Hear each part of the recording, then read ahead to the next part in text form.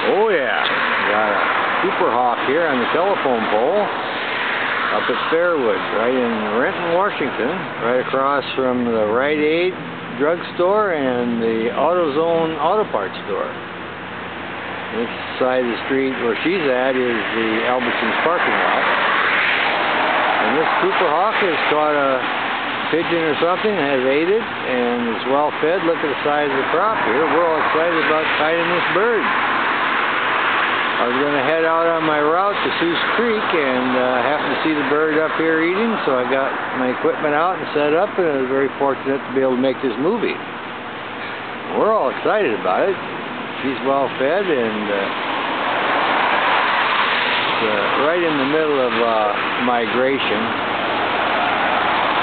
I think tomorrow is Halloween, so anyway, this time here we get a lot of birds here, but this is obviously an urban bird, buses and cars and everything going by. This bird is not afraid of anything.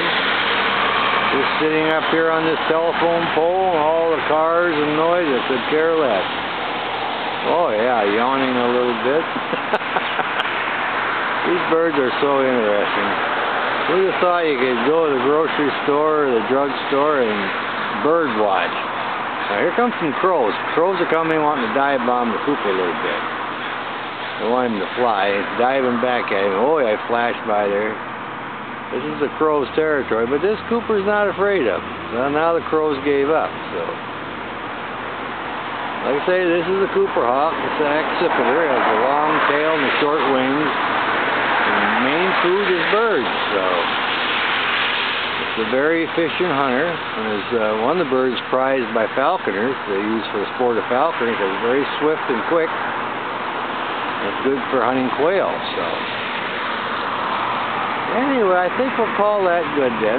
Over and out, and enjoy this movie. Bye-bye.